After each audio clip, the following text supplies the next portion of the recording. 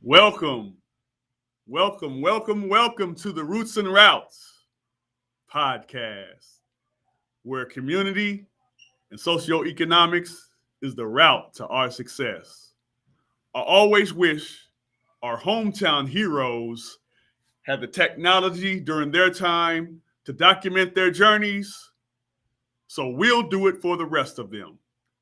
And here we are at the legendary 14th Street Community Center, and we are bringing you a special guest virtually, all the way from Milwaukee, Wisconsin. The one, the only, Mr. Larry Hisle. And we entitled this episode particularly The Life of a Champion. Season 1, episode 17, The Life of a Champion, here at the Roots and Routes. You see it on the screen. Not only is he a champion in the game of athletics, he's also a champion in life. And without further ado, let's go ahead and bring our special guest to the table. But before we get started, make sure you like, share, subscribe, and comment, and join us. Here at the Roots and Routes, we like to bring great content.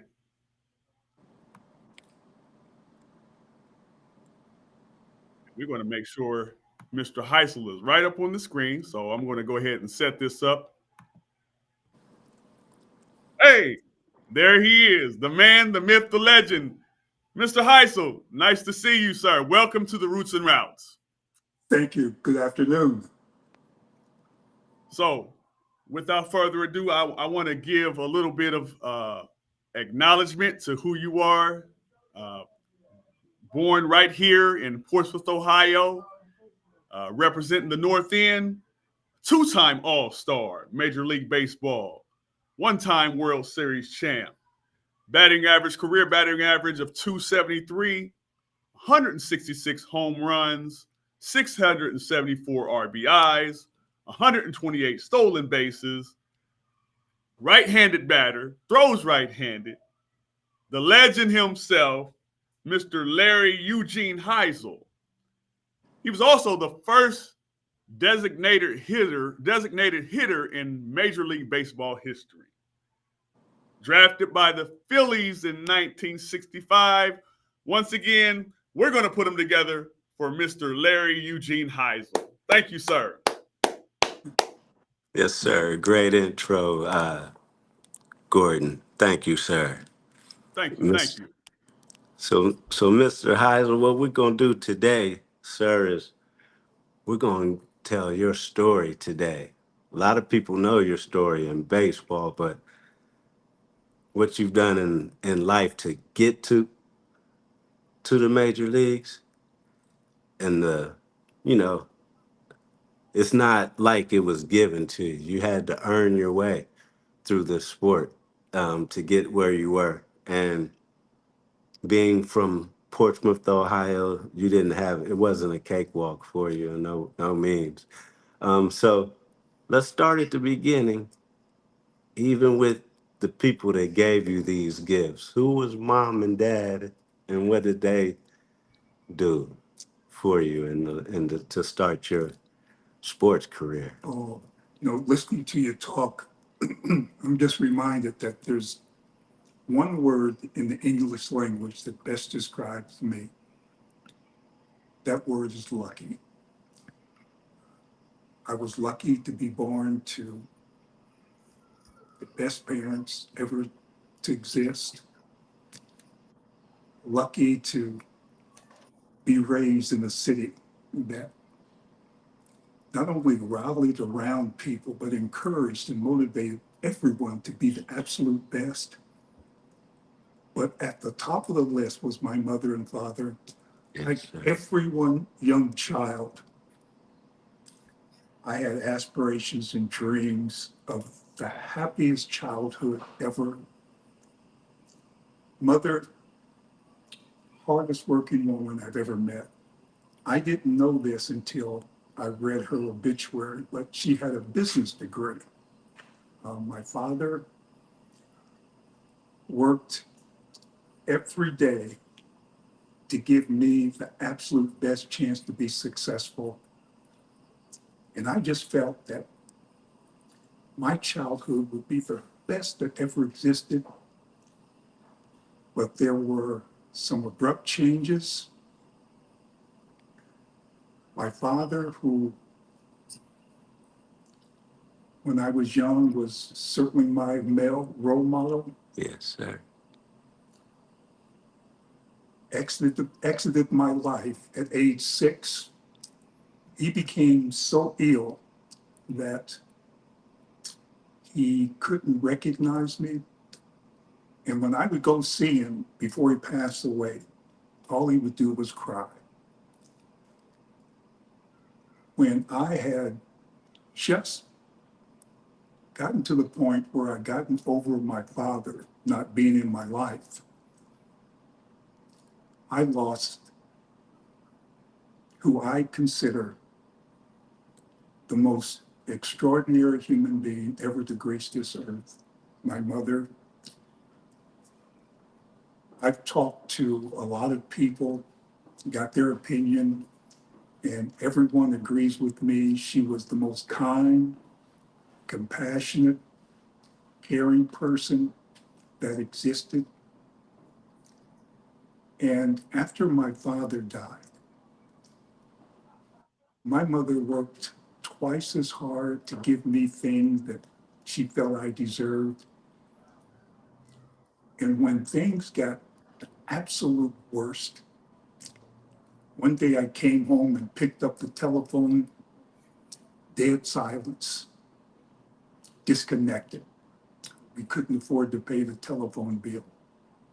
A couple of weeks later, returned home, turned the knob on the water faucet, no water.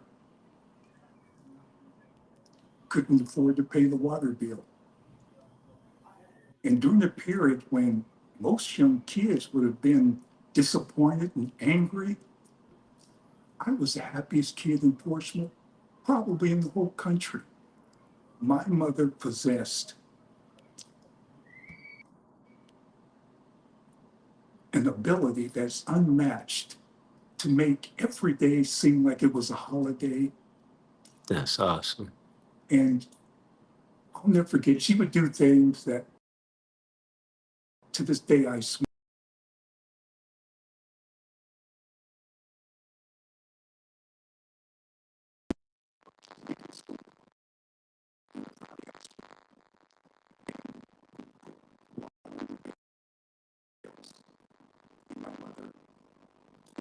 She could do to make me appear to be something special. When the bucket was filled with water, I'll never forget, she would say, Larry, I can't carry this. Would you please carry it to the car? And I lifted it and thought I was the best man that ever lived. Yes, sir. We'd go home, we would read together, we would work on my math together. You know, I'll never forget, when I was in the first grade, my first grade teacher was so impressed with my math ability that she made a special test. And when I finished it, I wish I would have kept it or could remember what was on it. But she had me take it to the second and third grade teacher. Mm-hmm. And as I got older, and I think about that now, I did great on that test, great in math. But I said, Larry, that wasn't because of you. That was because of the work that your mother did with you. And she was more responsible than I ever could be. But she made everything just so enjoyable. She would attend my athletic events, and I have never had a person cheer for me more than when my mother would come to a game. You would have thought that I was in the major leagues when I was 9 years old. she would cheer. And I tell people, especially the kids I mentor, that this is going to be difficult for you to believe, but every good thing that's happened to me, everything that I've accomplished, my mother's responsible for. Because I'll never forget when I was 13 years old, I made myself a promise. I had just gotten to the point where when I thought about my mother, instead of crying all the time, I could smile. And my one goal in life, and I tell kids, if you have a passion for something to do something that's so great, nothing. That's right. And I said, my goal in life was to make my mother, who to this day I adore more than words could ever explain, make her prouder of me than I am of her. And that constantly kept me on my P's and Q's. Mm-hmm. Because of my mother growing up, I didn't drink, didn't smoke, didn't use drugs. I'm 78, and some of my friends who are some of the most prominent businessmen here in Milwaukee would tell me during conversation, Larry, when I was in college, I experimented with marijuana. And no problem. I've never experimented with marijuana, no drugs. That's awesome. And before a decision was made, specifically a life-changing decision, I always think about my mother and Yes, how sir. it would affect her. Yes, sir. Because even though I knew she wasn't with me physically, what I was doing as a human being reflected on her just as much as she'd be sitting next to me right now. And I wanted people, when they would say Hisle, for anything I've done, to think about the one person who's more responsible for my actions than I am, my mother. If Mrs. Claudine Hisle was not my mother, probably wouldn't play one day in the major leagues, one day of high school ball, not even little league ball. Right. That encouragement and inspiration made me much more than I ever could be. So every day I wake up, I tell myself, Larry, you were given a gift by your mother and father. You have to make the most of it. And I tell the kids, there's one thing I try to do more than anyone, and that is to give effort. Yes, Be relentless at effort. When I start something, I'm going to do everything humanly possible to see that I do it better than anyone. I tell kids if I was working at a school as a janitor, my job would be the best janitor in any school in the city. yes, sir. If I drove a taxi cab, my goal would be the best taxi cab driver the city's ever seen. And that's what I try to pass on to children, specifically my son and my grandchildren. Whatever you do, be the absolute best. So again, my life has been surrounded by some of the greatest people that's ever walked this earth. And I know I'll get to it later on, but at age 16, I was adopted by two people that treated me better than 99% of children, Yes, sir. Mr. and Mrs. Orville Ferguson. Yes, sir. Every time they introduced me, every time from the first day I stayed in their home, they introduced me, this is my son. Larry Hisle. When I played basketball, they never missed a game. My greatest fans, my greatest inspirations, when I would go on trips to visit schools, they were always there. Uh, I'll never forget my sophomore year, my adoptive mother, Miss Kathleen Ferguson, would make hamburgers for us players. And I'll never forget Mr. Al Oliver. Yes, sir. Probably ate more hamburgers than all of us combined. And then went to the school and played like Oscar Robertson. That's right. I couldn't move eating all those hamburgers, but I was able to eat them and go and play.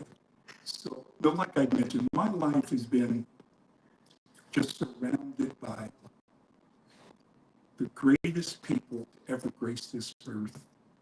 And I know without them, I'd be able to accomplish 100th of what I did. Understood. What you say about your mom really resonates through you because the way you make people feel when you're around. So it's awesome to know where that come from because it definitely reflects. I haven't spoken to anyone that you make everybody feel important. And there's a small number of people that I've ever met that are that way. And that's an awesome trait to have. So, staying on track, the athleticism, who do you get that from, mom or dad? Who had that? You know, I'm smiling because when I became a professional player, one of the first questions always posed to me, where did your athletic ability come from? Mm-hmm. And quite naturally, they would say, they would think and believe my father. Mm-hmm. Again, my father passed away so early, I didn't know anything about his accomplishments athletically. Yes, sir. And I remember I started to ask people, and I'll never forget, one gentleman told me, he said, Larry, I'm going to be as kind as I can, but your father was the worst athlete ever to participate in the sports portion. And I guess I asked other people, he didn't play any sports. But back then, like a lot of people, he dropped out of school, 7th grade, to work and help Yeah, the family. So he understood. never got a chance to really develop skills. The athlete in the family was my mother. They said Oh, she was an outstanding softball player. And I remember playing catch with my mother. there you go. And so I didn't mention reporters or anything, but I said I had to choose one of the two parents. It would have to be my mother. Yes, that is awesome. That's awesome. So, what was your first experience with sports? What did you play first? First was basketball. And I will never forget, we lived on 11th Street and we had a home. And then you walked about 10 yards and there'd be a garage. And on the outer part of the garage, put up a basketball hoop. And I would play basketball there. And some of my neighbors, some of the men were my age, so we would compete. And I'll never forget, this stands out more than anything probably I remember as a young person. My farm was important. And for some reason, I would get in a position where I could be where the sun would put my shadow on the ground so I could watch my farm. And I tried to shoot the perfect shot, believing most of my young adult life that if there was a sport that I could play beyond high school and try to generate success, it would be basketball. I'm going to have to admit that I didn't like baseball. I kid with people, the reason I started to play, after the death of my mother, I moved in with my mother's sister, Farley Square, and we were as poor could be. And I remember one of the kids just down the street was talking to another friend, and he said, there's this league that awards coupons redeemable at Dairy Queen for base hits in baseball. Ooh. I signed up, played, probably the worst teammate in the history of sports, because if I had a chance to choose between us winning the game and 20-0, and I got no hits, or we lose a game 20-0, and I got 4 hits, I wanted that food. I know that's right. I know that's right. And I remember walking from the Hisle down to Dairy Queen, which is probably a mile and a half, after a good game, getting a foot-long hot dog, a milkshake, and fries. And that was probably the best meal I would get probably all month. Wow. So I played for the food. Yes, sir. And again, didn't enjoy it. I liked playing, but it wasn't near the enjoyment I got from basketball. But I also remember when I was adopted my sophomore year after basketball season, I started to receive letters from colleges. And I went to my adopted mother and said, I want to spend every second this summer practicing basketball because I want more scholarship offers. I don't want to play baseball.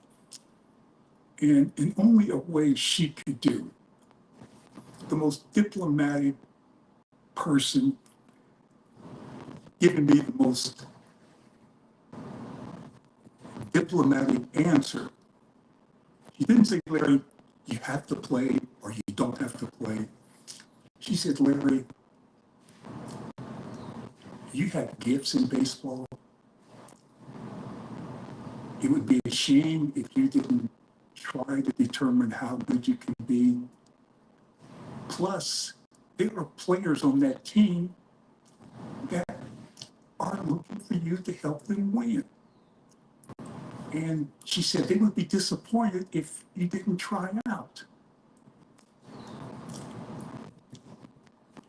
I couldn't say no. Right. But this is the truth. I came up with a plan. I said, I'm going to do something that's going to make everyone happy. I said, I'm going to do something that will enable me to practice basketball all summer and not be concerned about baseball. And this is the truth. My plan was, when I tried out for the baseball team, to play so poorly that the coach would cut me. And honestly, I'm walking down to the stadium, and that's all I'm thinking about. I said, really, perform in a way where you can practice basketball all day long. And I'll never forget, we started to work out. I couldn't perform less than what I was capable of doing. I had to perform up to my capabilities and made the team, and I'm so happy I did. Yes, sir. I'm happy you did too. But the thing about it with this basketball now, when the conversations come up around Portsmouth about Bannon Park, basketball players, and all of that, and who the greatest was out of all There have been tournaments. Your name is still one of the ones that come up as one of the best basketball players to ever play in that park. You and Al's name come up a lot, and we know that there have been a lot of good ball players come through there, and for your name to still be, that says a lot about your basketball ability. That's an honor because, like you mentioned, there have been a ton of outstanding Yes, basketball sir. players there, a number of which helped me to improve to the point where I can compete at a level that would make it enjoyable. 3 years before, no, I'm sorry, 1 year before I went to high school, I was in ninth grade. Back then it was middle school. Portsmouth won the championship in basketball. I had the privilege of going to that park, Bannon Park, and playing with and against those players. Yeah. And I remember, wow, telling myself, if I can just compete, if I can get off a shot against them, men my age, I should be able to do extremely well. And I'll never forget Mike Hisle, who was one of the greats ever. When I first was given the privilege of playing, because most of the time they wouldn't choose me. I think I was probably a sophomore.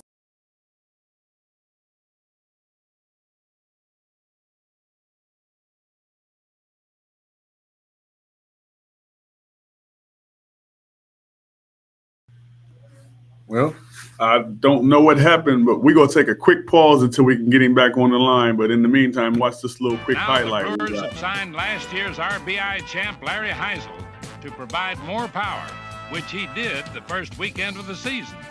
Hisle hit 2 home runs, and Milwaukee shellacked Baltimore pitching, scoring 40 runs in its first 3 games. The Brewers figured they could have a powerhouse this season, particularly with Hisle driving home the big runs.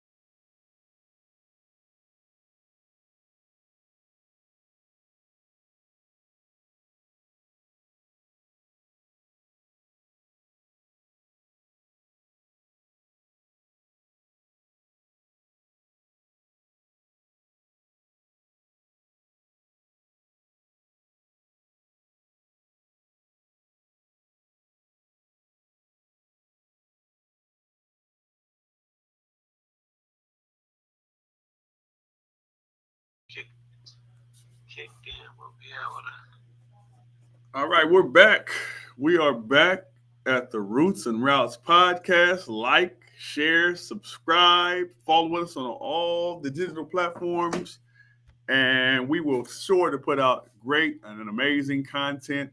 So stay tuned. We had a little technical difficulty as we're bringing in virtually live from the legendary 14th Street Community Center all the way till Milwaukee, Wisconsin. We have one Mr. Larry Eugene Hisle Sr., and he has already unpacked a lot of his genesis, so to speak.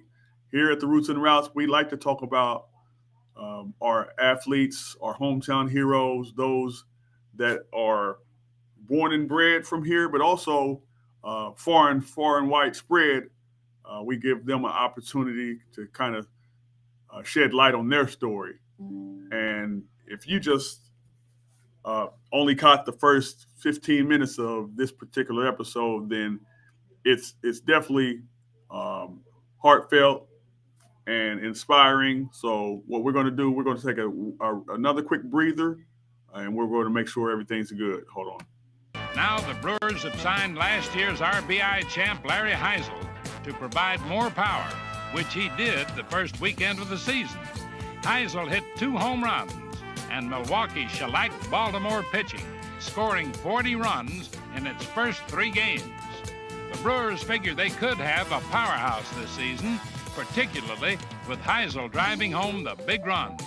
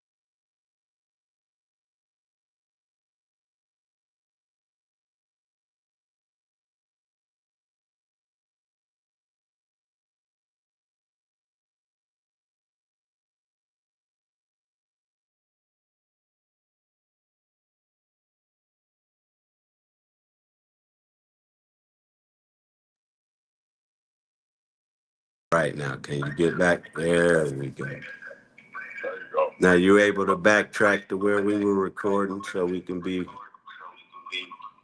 in the right area.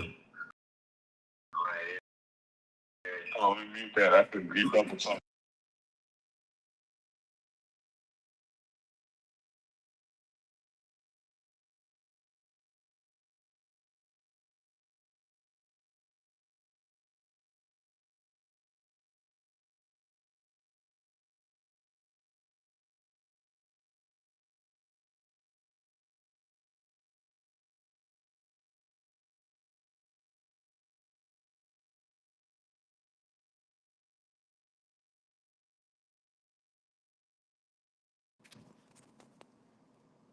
All right. Once again, sorry about the technical difficulties. That's what's happened sometimes when you're live. But we are back. We have the legendary Mr. Larry Eugene Hisle back with us at the Roots and Routes podcast. Once again, like, share, subscribe on all the digital platforms.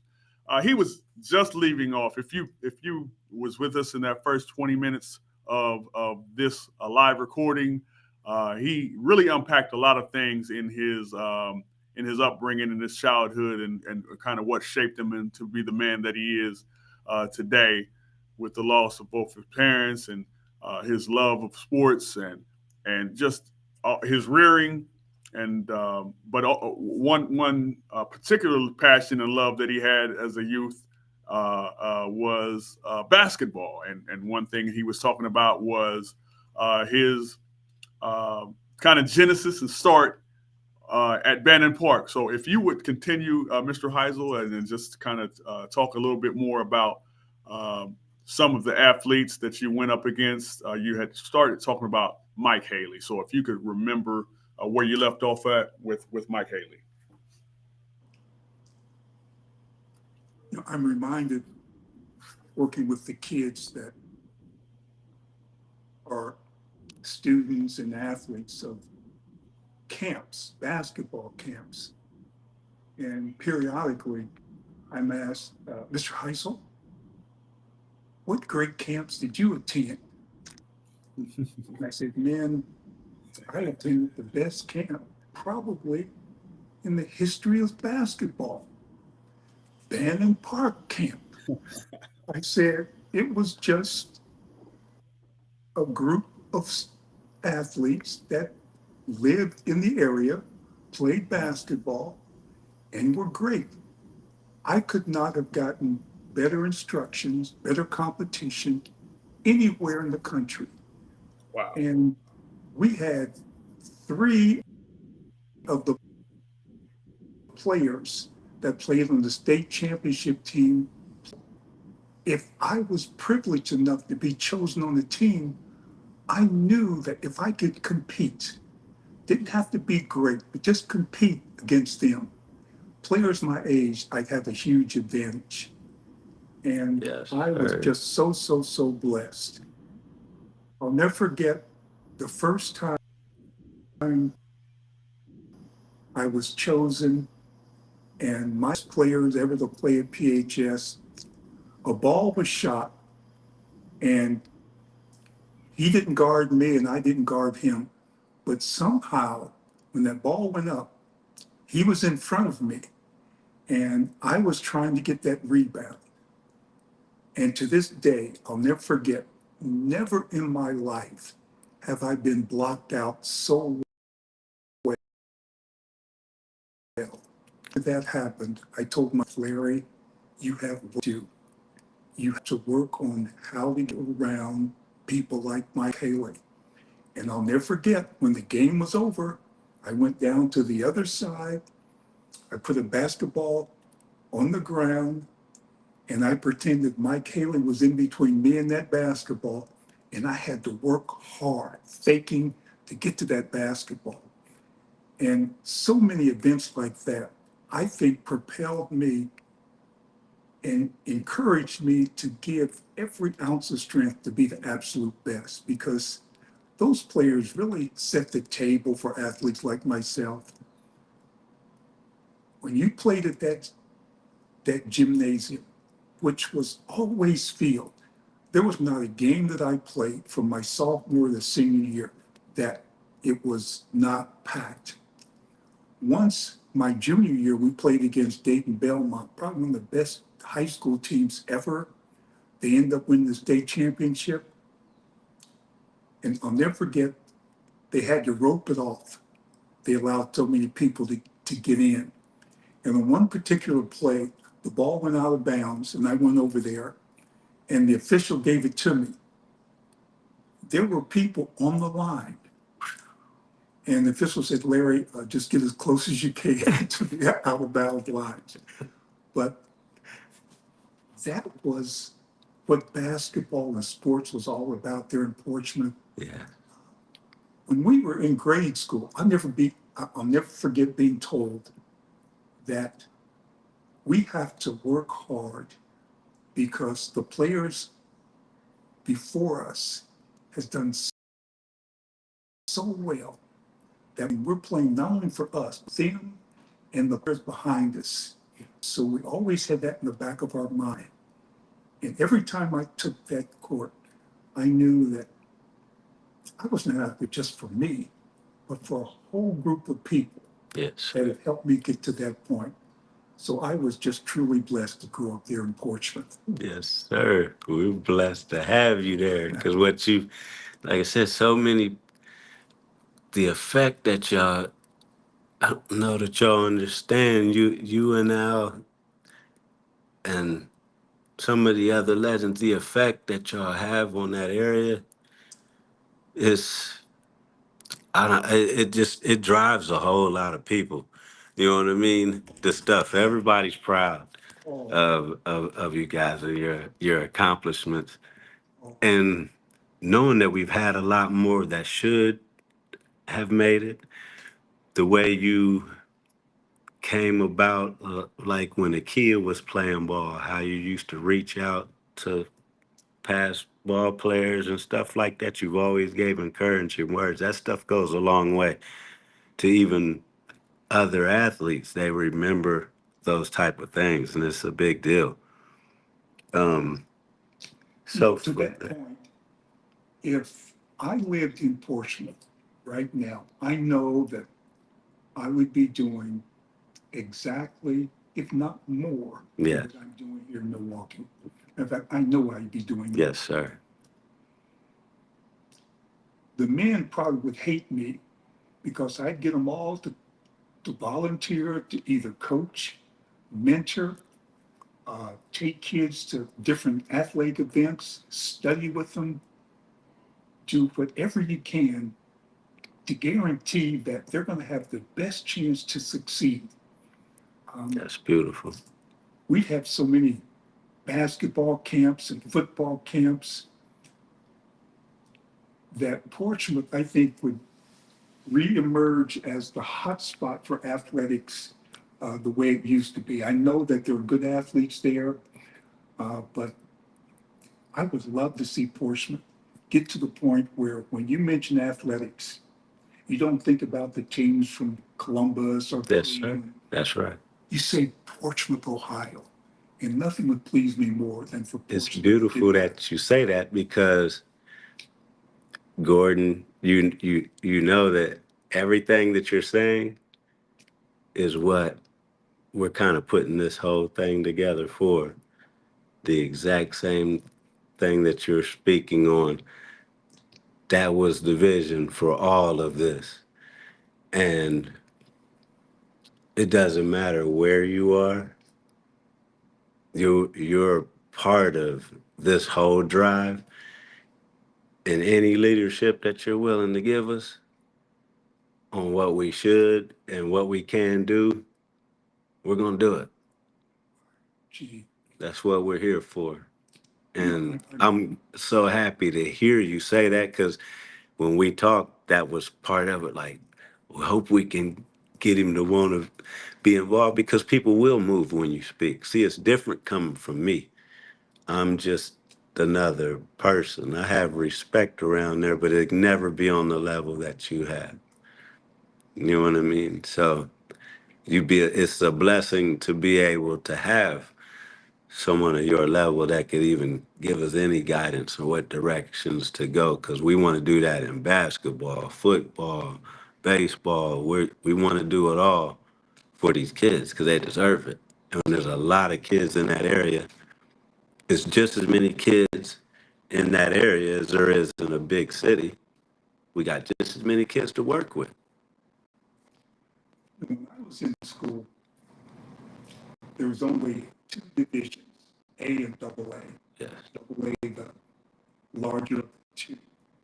We were always double A. To be in double A, you had to have over 1,000 students. We had like 1,100. We knew we had to compete with teams with 4,000, 5,000. Teams from Cleveland, from Columbus. But we knew that they could only put 5 players out there like us. That's right. And if we worked hard, we can compete. And when I work with kids, and I know, I think about it a lot. I wish I could be doing the same thing in the city that I was born and raised in. I witnessed so many miracles. And I tell people, it's not about where you live, who your parents are, how much money you have. It's about developing an attitude, mindset that will push you until you achieve that goal. Yes, sir. I tell the kids that the day of mediocrity is over. It's over. Our baseline for achievement is above average. Yes, sir. Our goal is excellence, preeminence. Yes, sir. And I said, you can do it. And I said, I'm a living example. I said, nothing special about me. But I said, you know, when I played against someone, especially basketball and baseball later in my career, when I learned about life, I remember guaranteeing my family, because I knew that I wasn't playing for myself. I was playing for my wife and my son, my friends and my family back in Portsmouth. So I said, I guarantee you, I'm not going to embarrass you, because I'm going to out-prepare, out-hustle, out-work, and out-think the competition. And if I do that, and do it hard enough and well enough, I'll succeed. And that's what I tell the kids. I said, talent is wonderful. Skills. I wish everyone had Michael Jordan basketball talent. Sir. I said, that would be wonderful. But I said, talent alone is not enough. I said, I'm telling you, I've seen players who are gifted more than you could imagine. Never play one day in the major leagues. And I've seen other players with less talent play, have a long, illustrious career. And I tell the kids, the most difficult athlete to compete against is that athlete with a mindset that he will not stop until he receives victory. And has nothing to do with skills. And those are athletes I hate to compete against, because I know that no matter what happens, they're going to keep coming at you and keep coming at you until either you stop them or they're going to beat you. And there's just so much to learn. And like I said, I've witnessed so many miracles. How the kids where they've been written off, they've been arrested, been in detention centers, in jails. Yes, sir. Now, I have kids who are in Milwaukee who are attorneys, or teachers, or firemen, who people never had a chance. And I tell kids, if they can do it, you can do it. Do it. And that was always my thing. I said, if someone else can do it, why can't I? That's right. And I said, the only thing that's stopping you is not circumstances, not who your parents were, not where you live, not your color of your skin, your gender. The only thing stopping you is yourself. Yes, sir. If you're willing to go out there and do twice as much. I said, man, if you're serious about the game, matter of fact, I talked to my grandson about a million things. But I said, all these things I've told my grandson, if you're serious about success in athletics, find out what the competition's doing, the best. That's right. And do more than what they do. Exactly. If they practice an hour and a half, you go for 2. Yep. If they start practice at 4 o'clock, you start at 3. If they work on their mental game twice a week, you work on it 3 times. And you do more, you work harder, and I told them, I promise you'll outperform them. And I've seen it. Matter of fact, I was able to do it myself, and I've seen it in a lot of my kids. I've had kids who, like Michael Jordan, kicked off teams, and we put together a great summer practice, and they're back on that team, but not just on the team, but doing well. And that's what I tell all the kids, that if you're around me enough, I'm going to make every one of you believe that there's nothing you can't achieve. Yes, sir. And you're going to give everything you can to make it happen. And I would have loved to be able to do that in Portsmouth with a lot of the kids. That would have been an honor and a privilege. I understood. And that's the beautiful part of what, because even when I had spoken to you on the phone that time, that was part of the inspiration from this is even with you being here, the beautiful thing about what we're doing right now is that we're able to communicate and we're prepared to follow the leadership that's necessary. You know, all the talent that we have back at home, coaching wise, all of that type of stuff with the drive that's necessary. I mean, there's only, we got you and Al that have been there and done that. A lot of us have the talent, but we haven't done that. You know what I mean? So the points to make sure that we don't sell the kids short, we don't want to do that anymore because we still witnessed plenty of talent that didn't make it from there that you know had the talent. And we're tired of watching that happen. So we want to make a difference. And we know that you like to make a difference. So whatever it's going to take, you don't have to be there for us to go and follow the lead on what's necessary. You know, everybody there willing to listen. You know what I That's mean? wonderful. Yeah. Growing up here in Portsmouth, there were organizations, the Masons, Pythagoreans, that would get groups together and do things. The 4th of July, when we marched, they would get bugles and drums. There was a gentleman, Johnny Boyd, who had a farm. And he would take kids in groups out to his farm. And I'll never forget, he had a goat that would chase people. And the goat's name was Jump. I'll never forget that. I could be 100 and never forget Jump. He chased me probably more than any dog ever. But we had people who were Boy Scout leaders. And I'll never forget, when I played basketball, there was a gentleman who was having some difficulties. And he was probably my greatest supporter. Every once in a while, he would go to a game. Whether he went to a game or not, he knew what happened. And he would always encourage me. Always encourage me. And that's the way that city was. Yeah. When my parents passed away, I was treated so great by families there,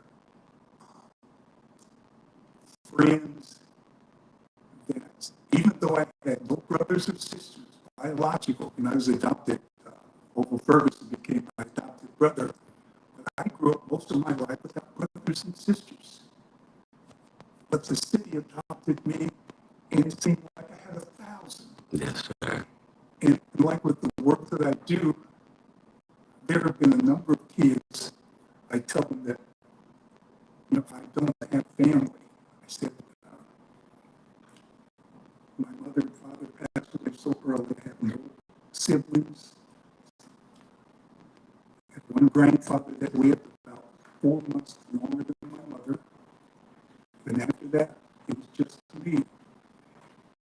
And I had a number of kids say, Mr. Hisle, I'll be in your family if you want. Yes, And I sir. said, thank you so much. Family members that are not biological, Right. they cheer for me and give me that encouragement. Yes, sir. Yes, sir. So what was it like when, let's see, what was the first team that you played for? Well, whether that be basketball or did you play first in high school, middle school? Back then, we had basketball in grade school, Okay. and I'll never forget coaches that would help us. One of my most memorable moments back then, from first to sixth grade, we went to Washington, all black school. Right across the street from the house. Yes, Yes, sir. and seventh grade was middle school, seventh, eighth, and ninth. And I'll never forget, I had gotten to the point where I wanted to impress my mother, and I worked extremely hard. And my most memorable event in my entire life, just before basketball season, in gym, we were practicing. And I'll never forget, our gym teacher was the eighth grade basketball coach. And after the first practice in gym, he said, Larry, I want you to stay after. I said, okay. And I'll never forget, he said, Larry, I want you to shoot a right-handed layup. I did. He said, left-handed layup. I did. He said, now shoot one down the middle. And I went down and just laid up right in front. He said, now you can go to either side. Then he made me shoot jump shots. I did some dribbling. And the words that I'll never forget, he said, Larry, I want you to go out for the eighth grade team. And I went home that evening just feeling so proud because I had worked hard that summer. And I made the eighth grade team, led the team in scoring and rebounding. And that helped me so much. Yes, sir. That made me realize that hard work pays off. Yes, sir. And I told myself, I enjoyed that so much that I don't want it to stop. And I remember telling kids when I got in professional baseball that one year I led the league in runs driven in. I hit over 300, I think like 28 home runs. And some reporters came to me and said, Larry, can you do better than that? And I remember telling the kids what I told the reporter. I said, I'm going to tell you, don't forget this. You can always improve. Always improve. And that winter, I worked hard.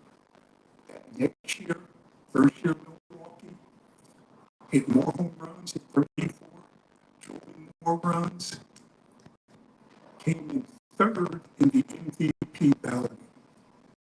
The two people ahead of me had career years. They never had years like that ever again. Had they had the regular year, I would have won that award. And I remember telling myself after that season, Larry, you can do better. And you will do better. And I worked harder that winter. Started the season, got off to my best start, hurt my shoulder throwing, which required me to have 3 surgeries, and that ended my career.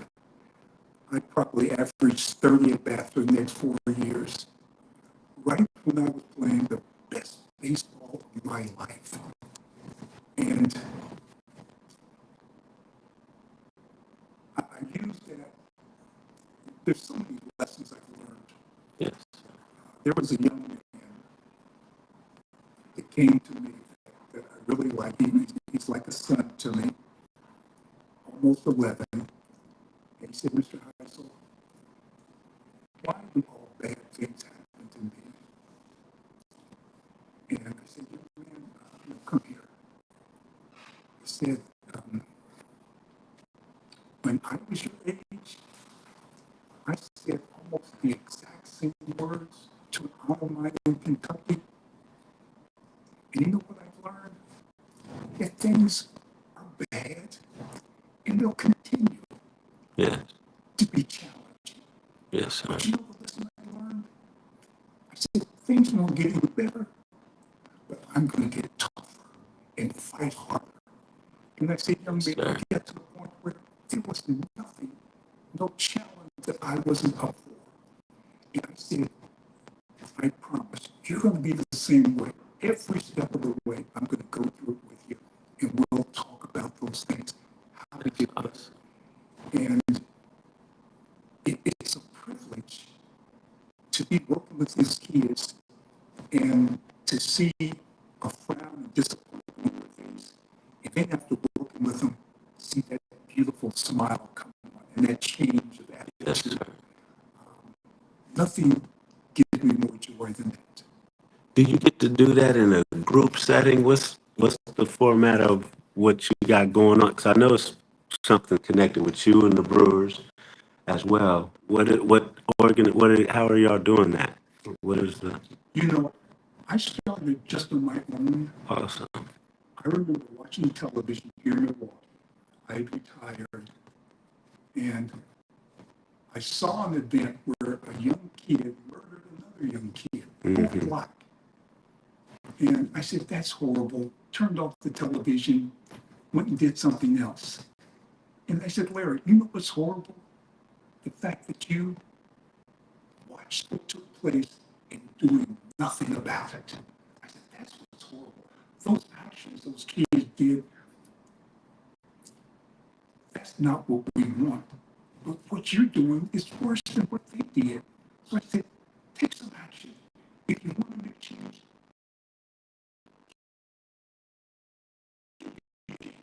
and I started to recall people because of my name gave me the opportunity. I would go to nonprofits, schools, hospitals.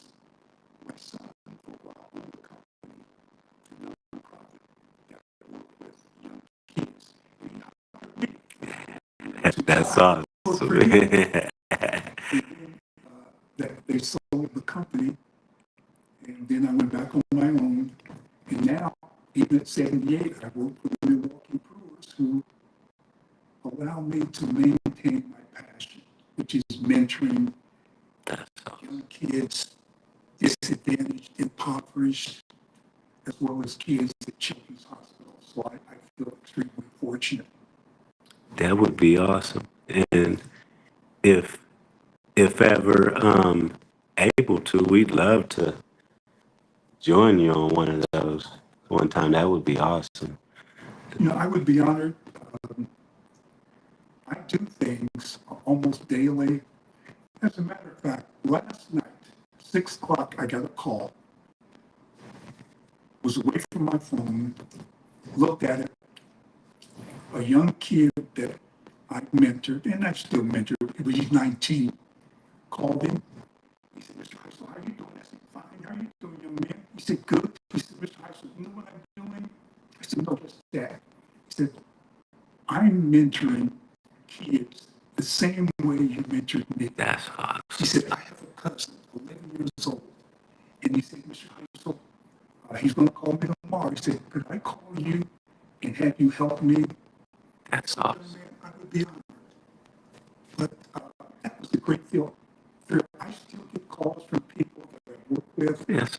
Everywhere I go, I see someone that I mentored or visited at a school, and it's an honor and a privilege. I know I've gone to prisons, and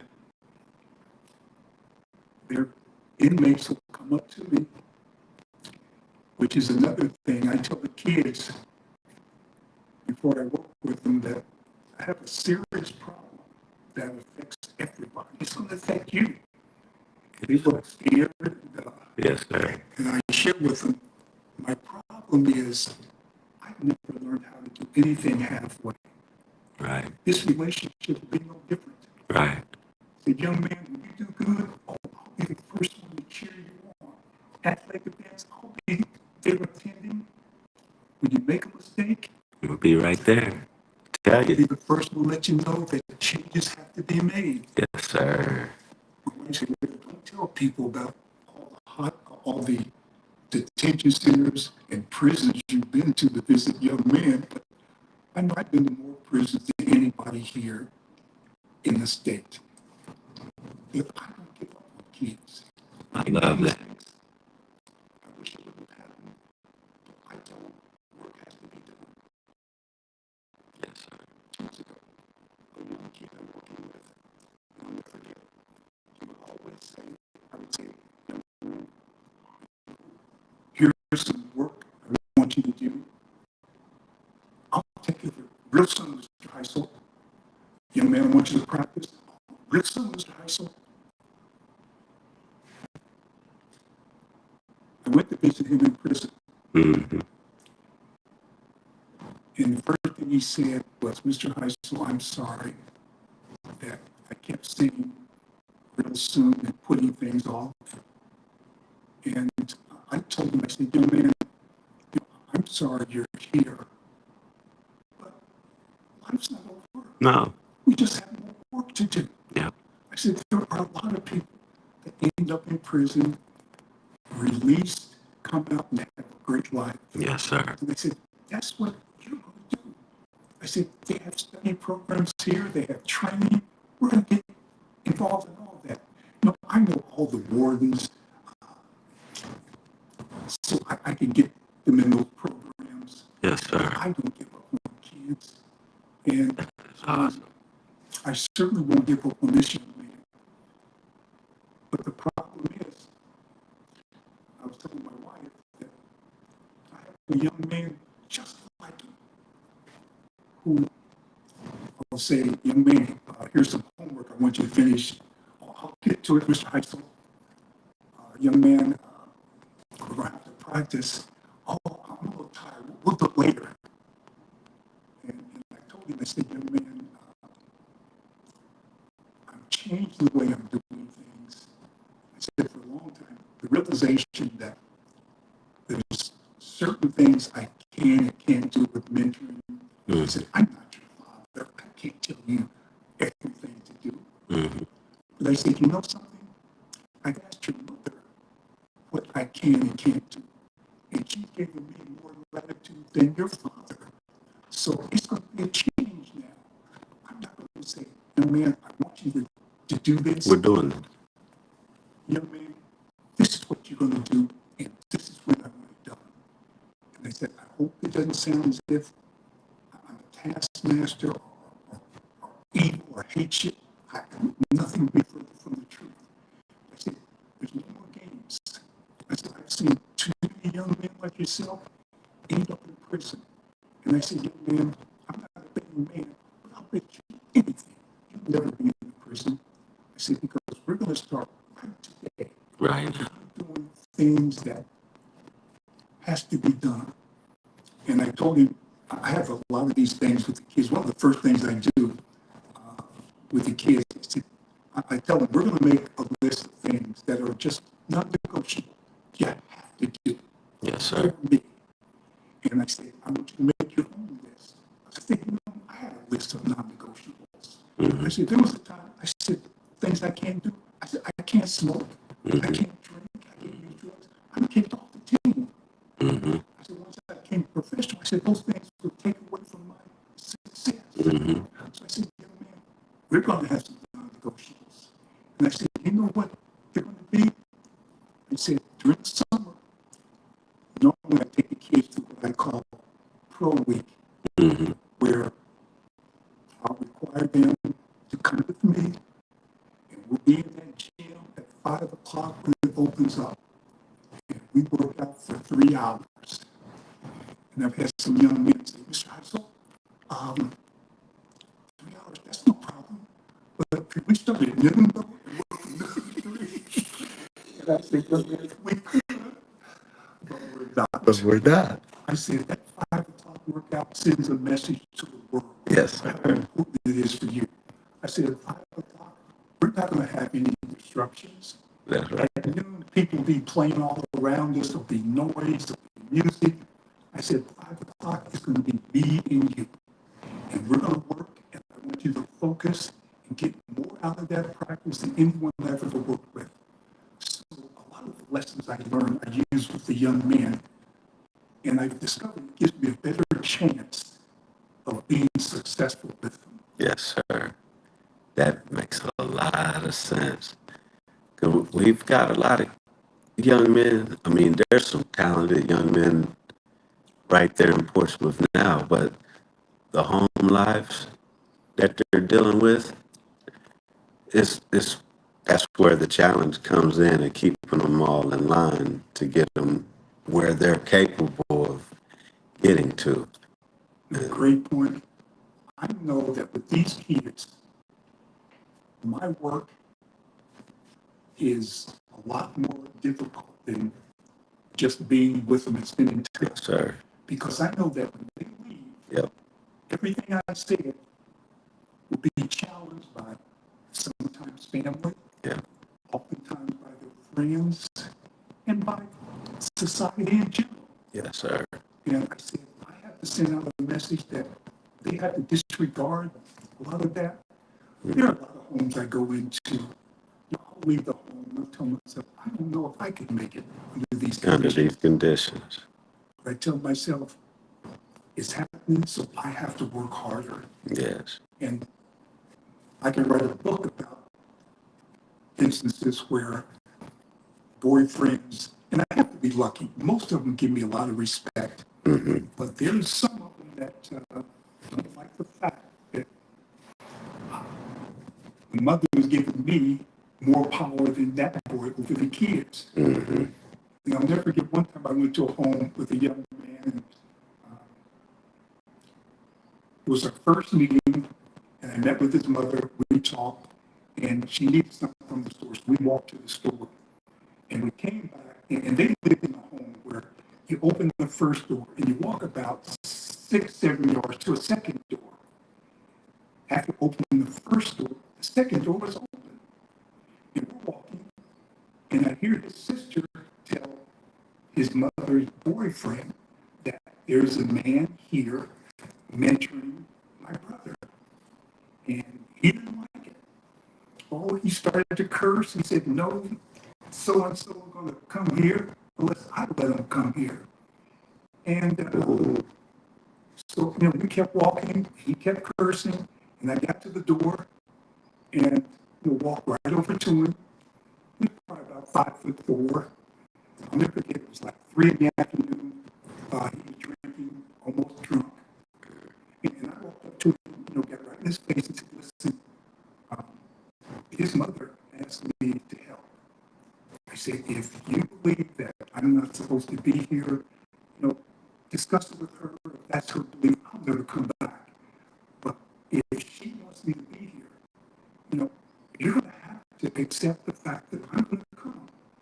And I'm going to be here every time I think it's important for me to help this kid. Yes, sir. And he didn't give me any problems anymore, but there's a lot of men in there that don't like the fact that some other man's in the house. So I have to deal with that. But I told myself, I can't allow that to detract from what I have to do. That's right. That kid has to be saved. That's right. And if that boyfriend hates me from the second I walk there to the second I leave, I'll have to deal with it. I'll have to deal with it. I'm 100% behind you on that. And it's rare, a lot of, but you do have those type of people sometimes. In my short experience of coaching, I've had a chance to coach basketball a few years and some football, and I've been blessed to always have parents that were behind me that believed in what we were doing, so that makes it a little easier. And I found ways to get the parents behind me when I coach, because I don't be wanting to get that experience of, well, my kid's not playing. Well, if you're at my football practices, the way I engage with the parent and the kid, I'm going to make sure that you see why your kid doesn't play during the practices by how they're performing, and you can get the parents behind you that way. A lot of coaches don't want to utilize that. But I learned that from my experiences growing up that, okay, I got to make sure that you see it because I don't want to hear you. Why isn't my kid not playing? Because I'm going to tell you exactly what they need to work on. And if you're not helping them and they don't get to play, then you got to look at yourself too. That's just the sport part. What you're talking about is life lessons, which is 10 times more important than the sport part. It's so true. Because I know when I leave that child, he's at that home Yes. a lot longer than he's Yes. with me. And that's one thing that there's a number of things that feels important. I was asked to participate in an organization that helps mentor. And I did it for like 3 or 4 months. But they said the only requirement is that you meet with the young man once a month. Mm-hmm. Now, I said, okay. Yeah. I told myself, That's not enough time. When I mentor a young man, a minimum of 3 times a week we're together. Mm-hmm. And those meetings are memorable. Mm-hmm. My wife accuses me of working and preparing harder on mentoring those kids than I did playing baseball. But I do. I work extremely hard. Passion. It is my job, I believe, to try to get them to feel about me the way I feel about my mother. That when you're at that crossroads to make a tough decision, I want them, like I did, I thought about my mother and Yes, the sir. impact would that have on her. And I want those kids to think the same about me. Yes, What sir. impact will that have on me? And I know it's difficult, but I just want those kids to be able to make the best decisions, the best choices. I tell kids, look, today, all it takes is one bad decision. Yes, sir. Ruin your whole life. To be ruined forever. Yes, sir. One bad decision.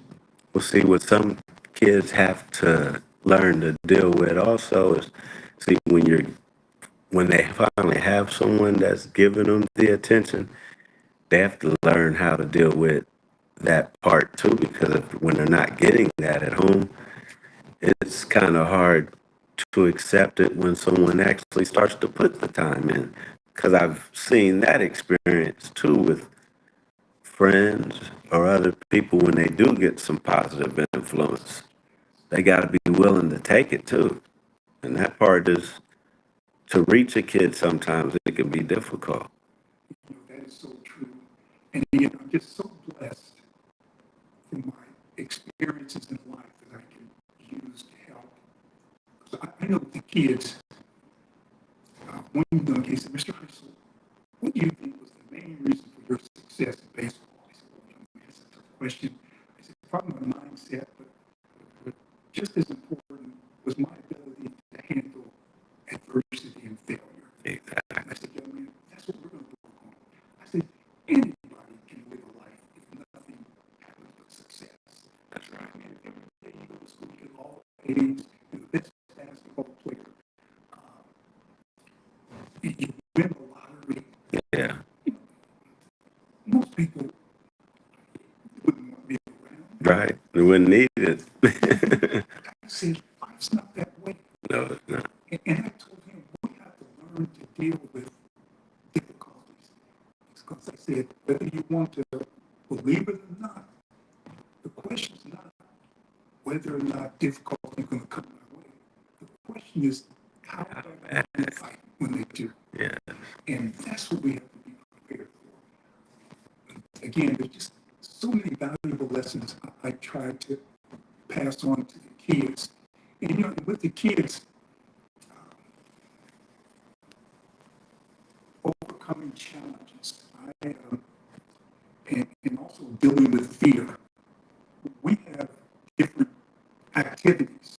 Yes, sir. Where, and I'm smiling because one of the boys, we have a state fair, and he was afraid to get on some of the rides. And with the kids, he said, what we're going to do, we're going to overcome fears. I said, I want to know what you fear the most. Mm-hmm. And we're going to tackle it. Yes, sir. And one kid didn't want to have snakes, and there was a teacher I knew that had this beautiful setup at school and had snakes there, and I took him there. But I told the kids, and once you do that, then that next fear Oh, is yes, nothing. easier. Yes, sir. You two went to the top of it. I said, and that's what we have to do. I said, we have to be able to challenge ourselves. Yeah. And the challenge is, we do a lot of things. I'll tell the mothers on certain days, don't wash the dishes, let us do it. Mm-hmm. And we go to the house and say, young man, you choose. You do one, I'll do the other. You can wash, I'll dry. What do you do? But I said, what we're going to do, it's not a game. I want you to do your job better than I'm going to do mine. Mm-hmm. I said, if I wash dishes, I promise. They're going to be clean. You won't see a dish any cleaner than that. But if I dry, oh my goodness. Mm-hmm. So he said, that's what I want you to do. And I give them a lot of different challenges. Sometimes I'll have them wake up early at a certain time. Yes, sir. Have the mothers check, make sure they do it. Yes, sir. I said, when you wake up, there's certain activities that you have to do. Within mental preparation is important. I have certain things, affirmations they say in the morning. With the kids, like with my little grandson, he'll be leaving for college soon. He's going to work out. And I told my grandson, over your bed and over your door, on the big sign, I want you to make it out. It says, believe. Yes, sir. Because every time you see that sign, I want you to believe that you can do whatever you set your mind to. Yes, sir. And you see it enough and you believe enough, it can happen. But with these kids, every way humanly possible, I try to get them into doing things that's going to give them the best chance of success. There was a young man, I'm smiling again, took him to state fair, and they had this ride out there called the ejection seat. Ooh. And had these two poles that go up, I don't know how high, really high, and bungee cords that come down and attach to the seat, and two people sit in it. Yes, I've been on one. And I told him, I said, before we left, I said, something, we're going to get on, don't you? He said, the ejection seat. He said, oh, no, Mr. Hisle. I said, I'm curious, what's the worst you think could happen? If it could break and we fly off in the air, I said, okay. And I said, what else? And we just talked about all the things he thought could happen. Mm-hmm. And I proved to him that it wasn't going to happen. Mm-hmm. That the only thing going to happen, we're going to go up like all these other people that go up. If they can do it, we certainly can do it. Exactly. And we did it. They gave us bracelets that said, we survived the ejection seat. But it wasn't an easy ride, though. Sure. I told him, I said, young man, and you know what he said after that? He said, Mr. Hisle, let's go on it again. I said, young man, that's what I want. Yes. When challenges come, don't run from them. You look them dead in the eye and say, whatever has to be done, I'm going to do it and do it quickly. Yes, sir. Now, see, the beautiful part of that, I mean, you're giving us some lessons for the younger people, but I take on some of the stuff that you're saying and add it to my own life. A lot of the times when we have conversations, I mean, it's, you're never too old to learn. You know what I mean? Especially when we're dealing with kids and stuff like that. And that's where I'm coming from when I say that there's a lot of men back home that want to help but don't know what steps to take. You know what I mean? Everybody back home is very passionate about home. And their guidance wasn't that good during their state. You know what I mean? And that's where we are right now with trying to get I was blessed to have a lot of people around me that love me, but we weren't in the greatest situation still to on the teaching the youth type of thing. You know what I mean? I had a father that worked hard every day. You know what I mean? I learned a lot of stuff while watching his life, the way he did things. But as far as teaching us what was coming next, because you know the challenges of what it was like. He didn't get to be a professional athlete or anything like that. He was a baller, and that's what he's known for, and all of that. So I got my drive to play sports and his work ethic. I never seen him call off work. He always worked in holidays. So there was a lot of stuff I got from him, but he wasn't a teacher outside of, he coached me in basketball, but that was about as far as, you know, things go. A lot of it was watch and learn type of thing, which I feel I was blessed to have that because I know a lot of people that didn't even have that. It is tough because I know with many recruiting men, I had this one attorney, black attorney, that asked him if he would meet with a kid that I had. He said, but I don't have any time. He said, I work hard all week. He said, the weekends is for me. He said, I play golf every Saturday. I said, that's wonderful. I said, but could I maybe ask a question? Could you maybe take a kid once when you're playing golf? Right.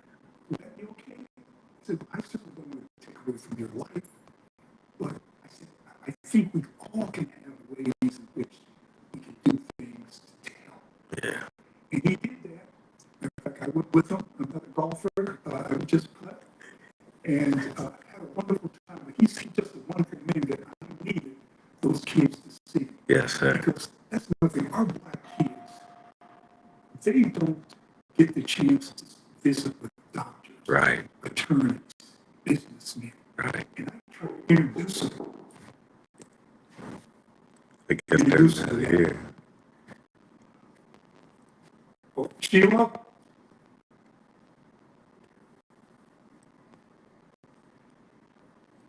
I don't think she here. You're more than, we can get it. Yes, sir. Yes, sir. Yes, sir.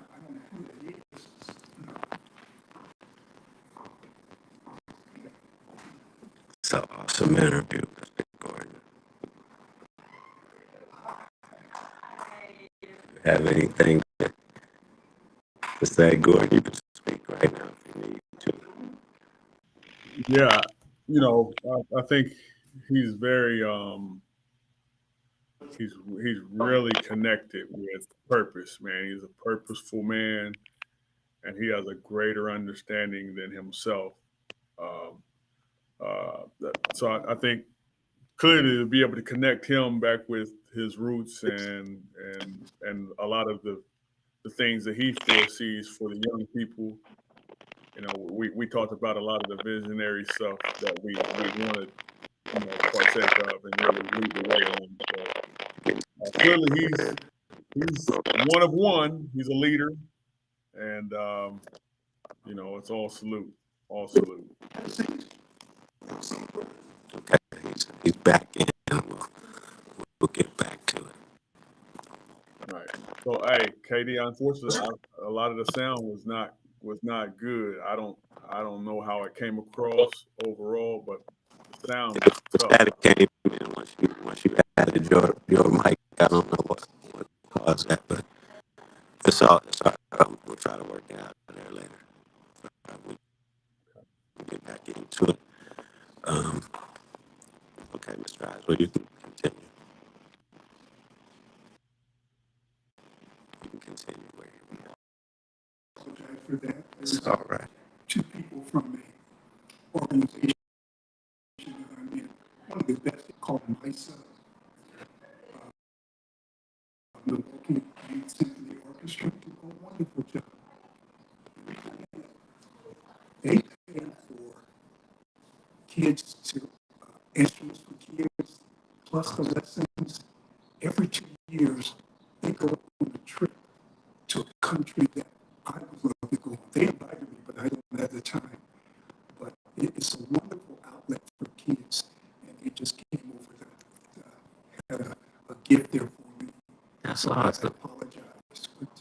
That's awesome. It's a blessing to, I mean, again, we get to see something else that you're involved in. So that it kind of, that works out because you're even at, like you said, you're 78 years old and you're so involved still.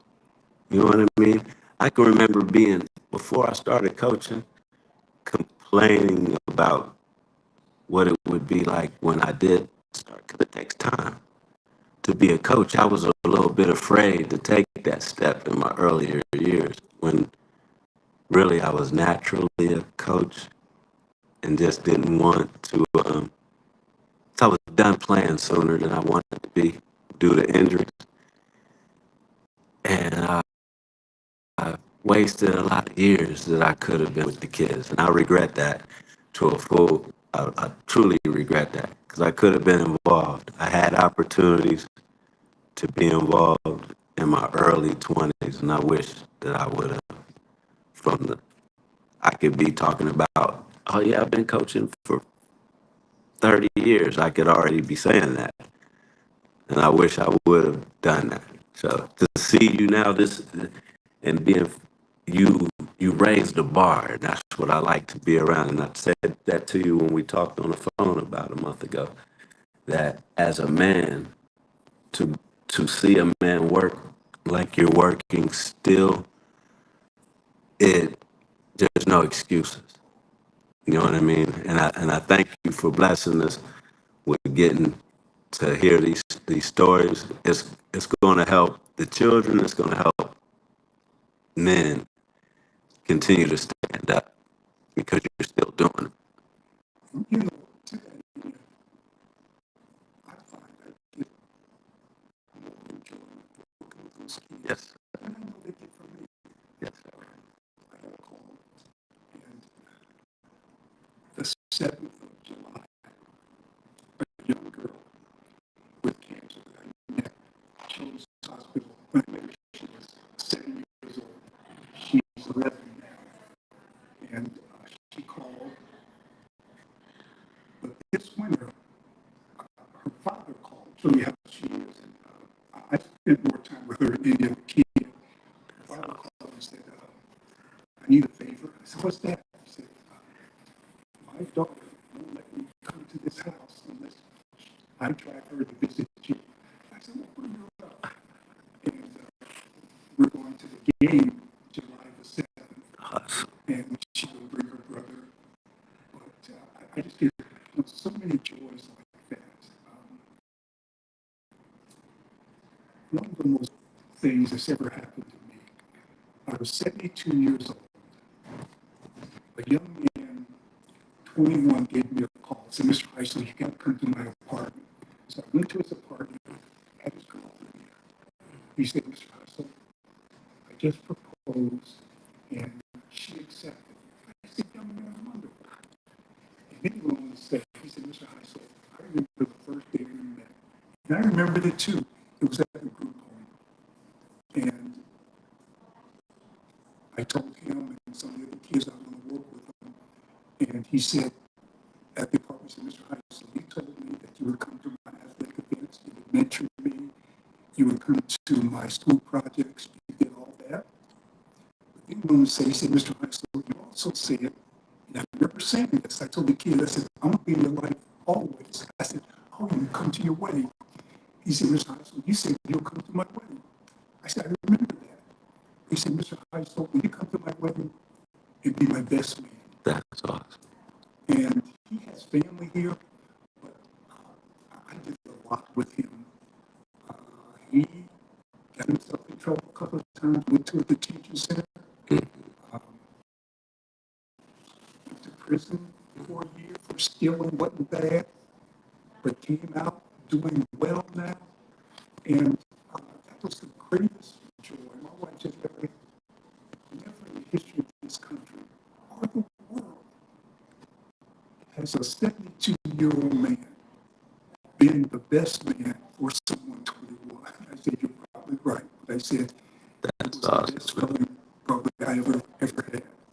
But I get those type of events happen to me a lot. That's awesome, though. It's like I said, we have no more, there's no excuses. You know what I mean? When we sit back and think about where we're going to go from here. So, okay, so we got to that part. We were into now your high school years. Let's touch base there so because Al gets excited because y'all play ball together. You know what I mean? That's your buddy. I missed Al's interview because I was working. I was in New York.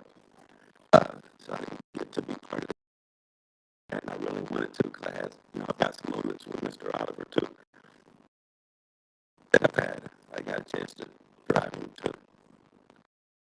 Pittsburgh to be with his family before, see him in his element around a big portion of his family. And that was a nice experience to see people in Pittsburgh, how they treated him when we were going places. That was a big deal. And there was some other stuff that I went and talked to him about. So I'm going to have to apologize to him when I get a chance. But for you, you're behind him.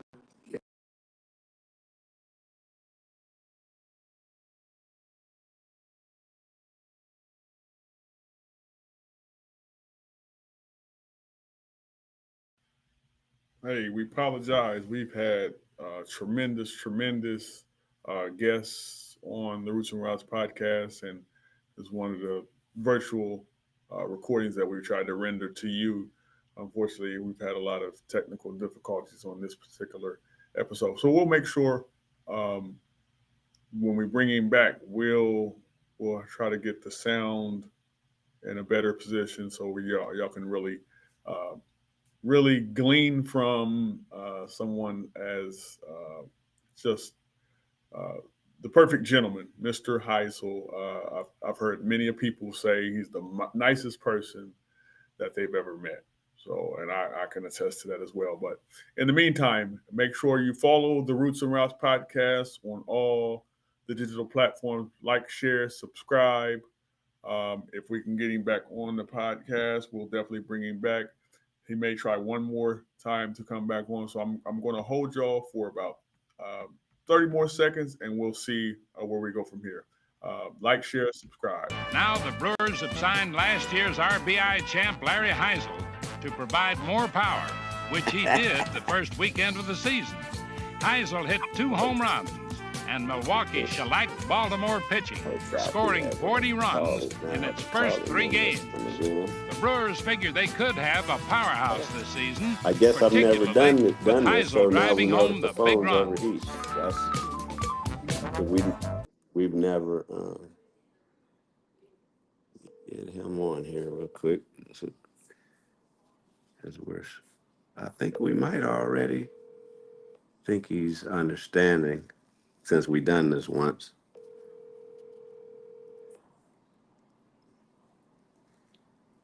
Go ahead and answer real quick if he's ready. We back, KD. We back. We back. Go Oh, ahead. if we're back, well, let's go ahead. Yeah. Let's go ahead and continue on. This great stuff. Great stuff. Um, it's in your hands. So like, share, subscribe. We're on the Roots Route podcast, and go. Yes, sir. So we were getting ready to get into your. See if you can give me that camera view back that you had. I like that one. We had to switch I'm about to phones bring it right again. now. Yep. Yes, sir. Hold on. Let me go back. Hold on. All right, here we go. Yes, sir. We were getting ready to get into your uh, experiences playing ball in high school. You and Mr. Heisel and whoever else might have been involved, because he was talking about getting to play with you and then leaving you there, and you didn't really have as much talent around you after you had left, and what that was like, because they really felt bad for you. You were saying when you were there and had to play and be the single-handed star on the team, what that was like. What was that experience like for you? Al and I talked about that. When Al played, Al was such a great player that in basketball, they couldn't double team me because Al would be open and they had to really address the entire team. But when Al left, there were a number of other seniors on that team with Al. Yes. Um, Like you said. Then my senior year, they really focused on me. They would play design defenses, box and one. They would play a zone, but wherever I went, the man would watch me like it was the man. And it made life a little more difficult, but uh, it was challenging to say the least. But there was just so many enjoyable moments competing with Al, not only in basketball, but in baseball as well. Yes, sir. But it was so strange to play at the major league level and go to a city and compete against a player that you played with Right. in high school. You know, it's tough enough for one person in a city, oftentimes in some states, to make it to the major leagues. But for two people to play at the same time, In the same state. I felt was remarkable. And Him in Pittsburgh, you that is that's something. I was traded, now went to some of the other teams against each other. Yes, sir. And it was, and I think what was most enjoyable about it was at that level, what's most important. I tell kids, you know, you want to be great, but more important than being great is just being the best you can be. Yes. You know, I have kids who are playing basketball seventh grade year, and they say, Mr. Hisle, I don't get to play. I'm not the best. I said, young man, don't focus on being the best. Right. What I want you to be, I said, this was my goal, to be the best at getting better. Mm-hmm. I said, if you do that, in 2 or 3 years, you will be outplaying that player. Yes, sir. And that was my goal. And with my statistics, there were every year at a certain point, I just got better and better and better. And that was my goal. And it wasn't so much to compare me and Al and things. Right. I just felt that we both had different goals, Yes. and aspirations, and the key is that we both realized those. And I cheered for Al like he was my teammate. Yes. And I know he did the same for me. Him too. He lights up when we talk about you, man. That's your guy, man. He's got a lot of love and respect for you. He truly does, and it's good to see two people because could really be egos involved in that type of stuff, and you don't see that between either one of you, and that's a good lesson for everybody around town too. With you being two legends that come from there, the way you guys show respect back and forth to each other, that's a lesson for everyone to learn from. And that is a great point because, Yeah. I think egos and jealousies Yes. can do more harm Yes. than anything. And, Yes. and I know it happens not only in sports, but in life in general. And, Mm-hmm. people can become enemies just because you think something differently of someone. Yes. That's really not true. And, Mm-hmm. and I think we have to overcome that. Yes, sir. And, because we lose too much when we don't interact with people. Yes, sir. I try to have as many friends as humanly possible. Yes, sir. I know I learn from all of them. Yes, sir. I'm really, really fortunate. Yes, sir. It's awesome. So, and like I said, with that, the biggest trend that they say is hard to get us black people to work together to do the things that are necessary. And that's what it's going to take in order to fix our community again down there. And what we're trying to figure out as a podcast is, mind you, the community is, I don't think they understand their part and what we need from the community. We need them to come to us with situations when something needs to be done so that the rest of the community knows what needs to be done so that everyone can help. We can't help if we don't know. You know what I mean? And people are waiting on us to chase them around to talk to them about things when there's four of us involved in this that we put together. Me, Gerald Gordon, Drew Carter, Joe Green. We sat down, the four of us, and decided to do this. And we put this together for the community, as well as we got a lot of plans, but we need the community to utilize us in the right ways. You know what I mean? When the kids need something and you need money, the community would learn from it by you coming and talking to us. Sit on the podcast for a moment and explain to us what the situation so the community can get behind you. You know what I mean? But we're trying to get people to understand that it's not just us. This is all of us. We're in this together. Without the community, this does nothing. Excellent point. One of my problems with blacks, and I don't know how it happened or when it did, but we don't stick together. We don't. We don't help each other.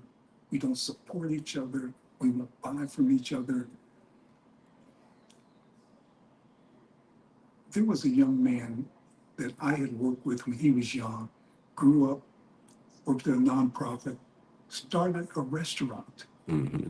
And I remember I would take the kids to eat. We'd always go to his restaurant. Yes, sir. He went out of business because of a lack of support. Yeah. We'll go to Asian restaurants. Mm-hmm. We'll go to Latino restaurants, Italian restaurants. Yep. But our own blacks, we don't go. We always expect we expect our people to give us things when the business can't run if they're giving away everything. We have to support our businesses in order for them to grow and get to the point that, okay, once they get to a certain point, now they're able to give back and do things. But in the beginning stages, they can't afford to do that. It's hard to run a business. And that's always surprised me. I'll never forget one of the greatest black people ever to live in Portsmouth, Parker, Yes, sir. started a breakfast restaurant. And I wasn't coming home much, but every time I did, I made sure I went over there. But no one would be there. Mm-hmm. And I said to myself, how disheartening. Mm-hmm. We'll spend our money at McDonald's, we'll spend money at Burger King, we'll go everywhere. There should have been a line at his store to get in there. And somehow we have to change. I don't know when it happened or why. I remember growing up, my goodness, we supported each other. Mm-hmm. In the 60s, which I consider the most challenging decade ever, Yes, sir. we had to fight like dogs to get the voting rights bill, civil rights bill passed. Mm-hmm. We had kids out there marching. Mm-hmm. They were sick dogs with hoses on those kids. Mm-hmm. Women would go, men would go. Everybody rallied around each other. We knew that we had support. Yes, sir. Now, I tell people, it's more likely for me to be shot by a young black kid, Yes, a sir. Ku Klux Klan member. Yes, sir. And I said, that should never happen. Nope. That should never happen. But it happens every day in Milwaukee. Every day there's a shooting. Yes, sir. Of a black against another black. 100%. We've been brainwashed and think that's the enemy. I tell kids when I go to their class, I said, if you're walking down the hall and someone bumps into you, That's not something to fight about. are you going to take a swing at him and say, oh, he shouldn't have bumped into me? Right. Or realize that he's not the enemy. He's not. He can't keep me from living in certain places. He can't keep me from getting employment. He can't keep me from eating the right foods and doing what's right. I said, that person could be your best friend and should be. Yes. Somehow we have to change our mindset and get to the point where not only do we trust each other, but we support each other in every way humanly possible. What was that feeling like when you tried to come home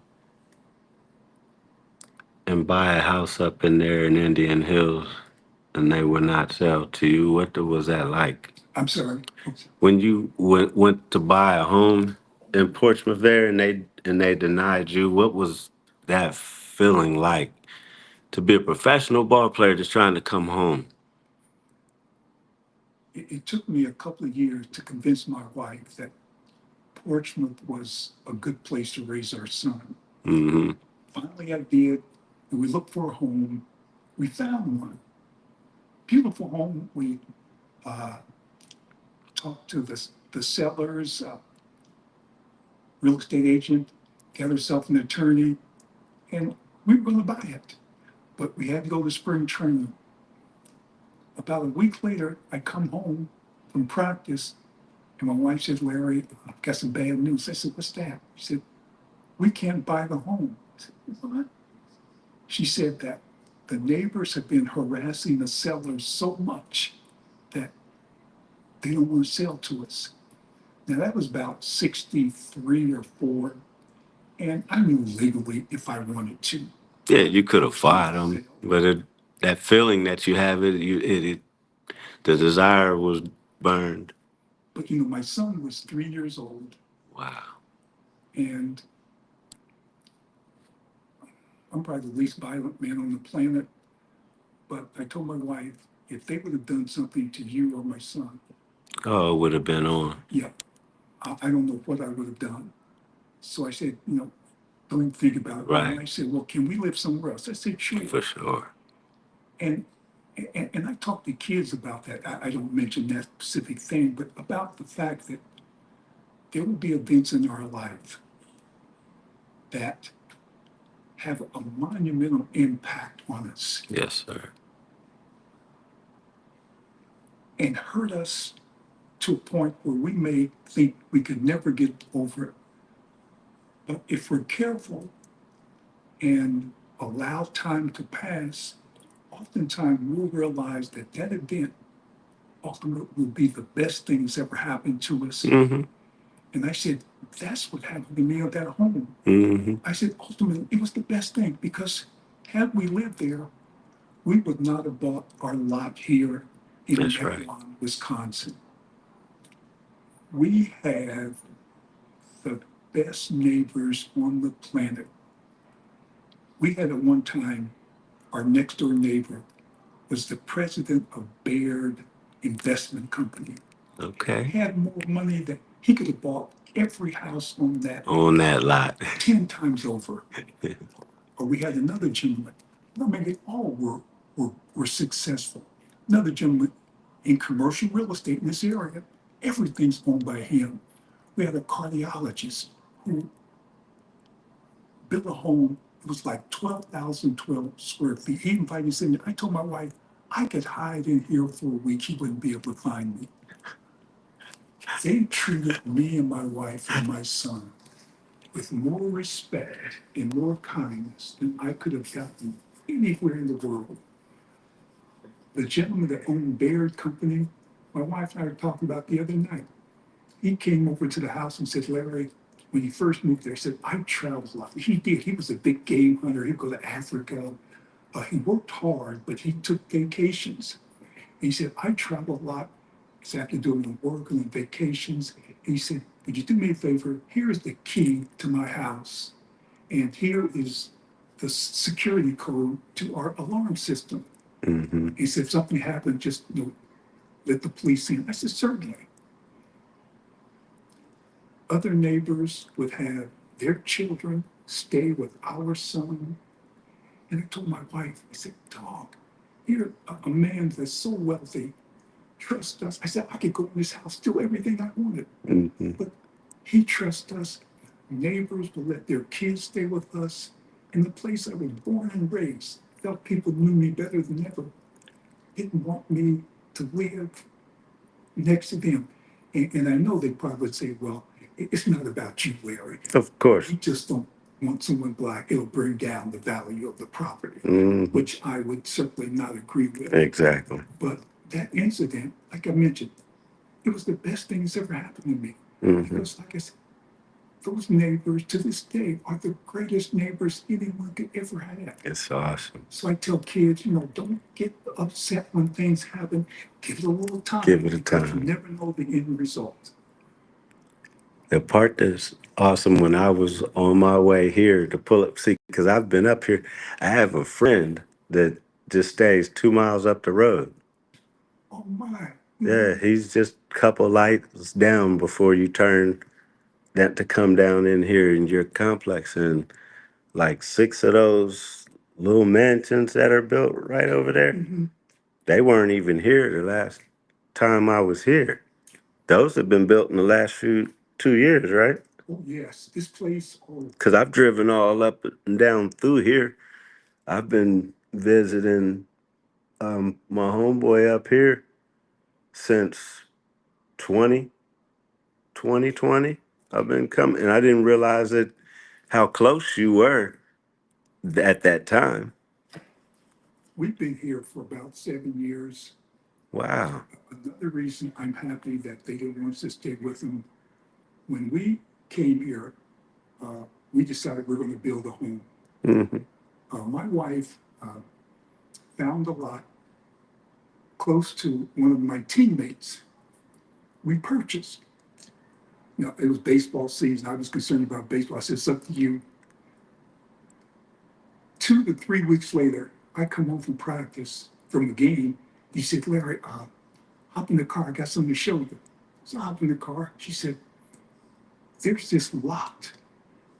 I want you to see. It's a lot. I said, we just purchased one. She said, no, you have to see it, please. So we went over there, and it's on Lake Michigan.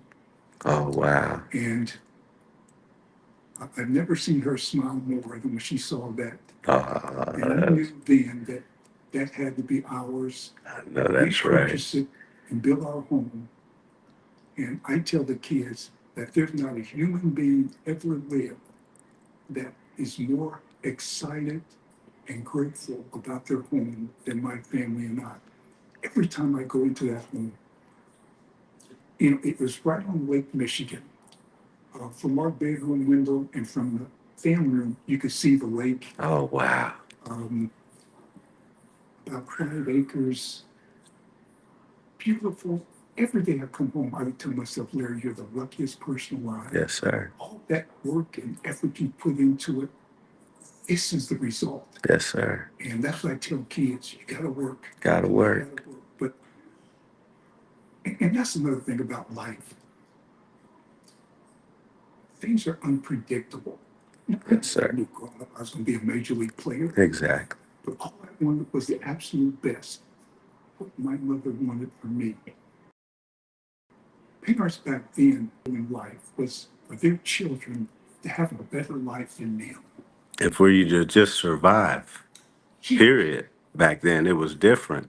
And that's what I was saying about the difference of the guidance. Like, the guidance that my father was given was the best that he had at the time. You know what I mean? For what the times were. It's not that he wouldn't. If he come up in today's era, we have more information. We have a lot more. I'm sure he would have said more or pushed a little bit more, because it was just a different time. Oh, Oliver and I were talking about it. Had we been born 5 years earlier, we would not have signed Major League Contract. no, Because they were not allowing blacks No. to get in the game. Exactly. And we played. It wasn't that they were letting everybody in there. We were lucky. I think about that a lot. It didn't matter how good you were. Our country at that time it not was. permitted. That's right. So we were lucky to be born when we were. That's right. And also fortunate enough that we took advantage of the opportunities that we worked. That's right. And I think both of us, I know Al did, had careers that we could be proud of. That's right. I hurt my shoulder when I was playing the absolute best baseball of my career. Remember, for both the last 3 years, I could compare my numbers with Anybody. No, you told them I drove more runs than anybody. And I hurt my shoulder. I knew I had at least 8 more good years. Yes, sir. And it hurt me a lot. But like I told the kids, I said, when that doctor told me, I'll never forget, he said, Larry, you've had 3 surgeries. And if you need another, I can't guarantee you'll have use of that shoulder. Especially shoulder surgeries back then weren't like they are now. Right. Most people never recovered from a shoulder surgery. It was tough. I had an incision that starts right at the top of the arm. It goes all the way up the top and the same distance down the back. They had to go in there twice. The third time was orthoscopic. He said, Larry, you can never play again. I'll never forget, I cried like a baby. I'm sure. I cried like a baby because I knew I had more good years. Yes. But like I told the kids, I said, you know, that hurt. At the time, me not playing enabled me to focus and for me to do what I'm doing now. You I said, became a great leader, which is actually more important. And you know what I mean? And that's the part that, see, the part I've got to be around other professionals. There's, you know, late Derek Dickey was somebody senior that was an impact on my life. I got to know him. I don't know a lot of professionals, but what you do outside of the game is the part that, for me, it's the most impressive part of who you are. Like I said, the way you make people feel and all of that type of stuff. And the bar is, if you're in people's life, if the bar is not raised, you're not paying attention. You see what I'm saying? And to have that, everybody doesn't have the blessings to be around someone that makes them raise the bar. And so for me, this being my first interview, it means the world to me, and I appreciate you, and I thank you for that opportunity, because you're raising my bar, and I plan to raise everyone else's bar when they're around me. I know some good people. We're gonna push each other. The other gentlemen that are with me are on the same path. We want what's best for these kids and each other. We're pulling for each other the same way, and I'm going to do my best to continue to lean on you for your leadership, for what we have coming along. This will not be our last interview. Like I said, the stuff that you're doing with the kids, I want to learn as much about it and how to help do the same thing where we are that you're doing, as well as getting into your lineage is continuing. Your grandson, let's talk about that young man for a minute, and what that feels like for you to see your bloodline and the way he's playing this game, first and foremost. So let's start with Lil Jax. When he first started playing, what were you seeing?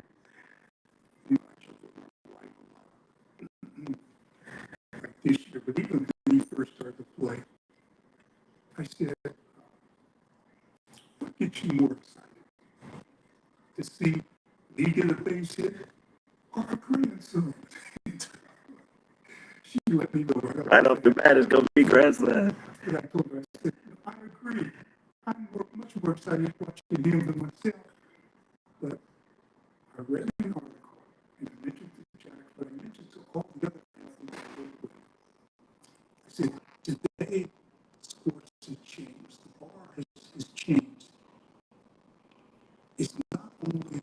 game. That's right. It's a profession. That's right. College, they're paying money. Yes. I read about a young softball pitcher, girl, black, that transferred to Texas Tech. In fact, I saw a part of the game on TV, received $1 million. Yes. There are other men who receive more than that. Mm-hmm. I tell these kids, you have the obligation to repay your parents and all the people that Yes. worked hard for you by being the best player. And by doing that, they're going to pay you. That's They're right. going to pay you. That's right. And I said, nothing should stop you from achieving everything that you should. Absolutely nothing. Exactly. But yeah, my little grandson, no, he works extremely hard. I tell people, I said, I know this is going to sound biased, but of all the kids I've ever been around, and this is the truth, he's the most kind, sharing person ever. And I said, Jax, with a lot of kids It's it honest. in Milwaukee, they take kindness for weakness. I said, young man, he's taller than I am. He's about 6'3", maybe a little taller than that. Weighs about 215, hard as a rock.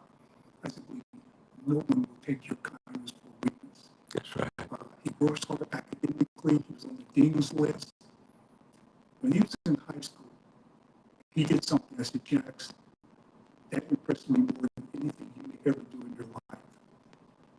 He would go to practice before school started. 5:30, he practiced baseball. And I said, Jax, you know what's going to happen?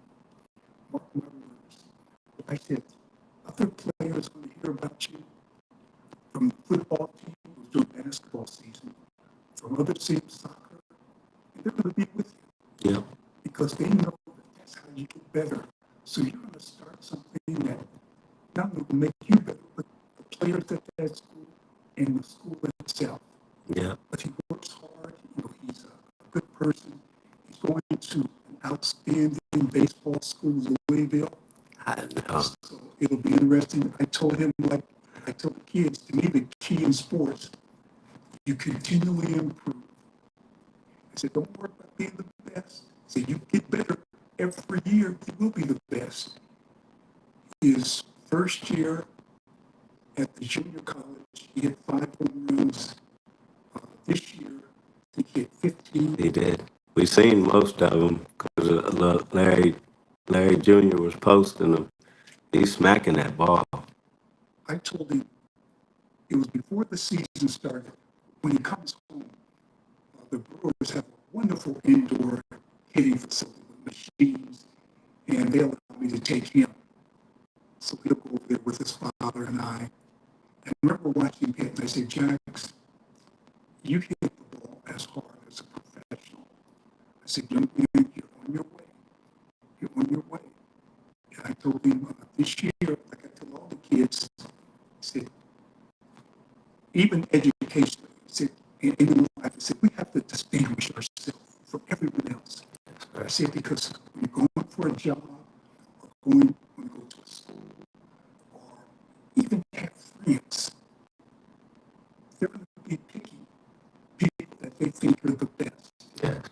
And I told this one class, I said, if a professor or if the president of the University of Wisconsin walked in this room and said, I'm going to give the 5 most impressive students free scholarships, I said, how many people in this room would know that they're going to get it? And it's not going to be based just on grades or athletic ability.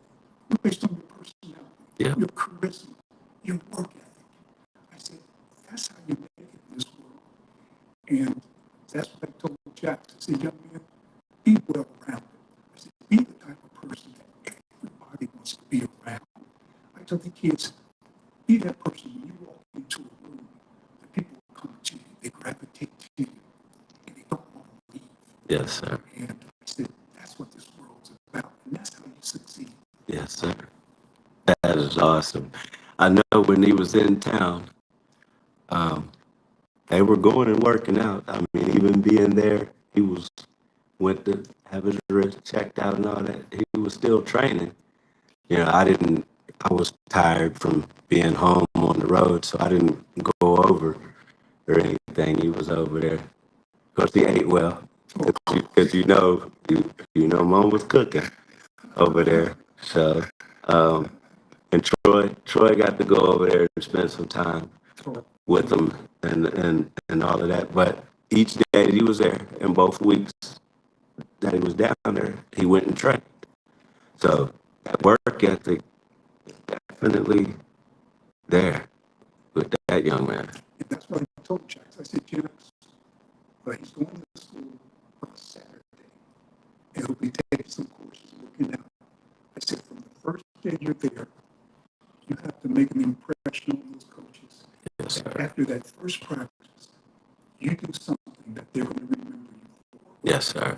So that when he's in bed at 11 o'clock at night, he'll say, oh, that's Jax.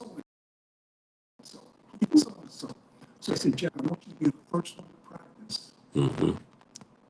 last one to leave, Mm-hmm. and you concentrate and focus hard on everyone else doing practice. I said, now, Jack, I see the kids with headphones and all type of things. I said, no. When you're out there, you do nothing but focus on what is taking place.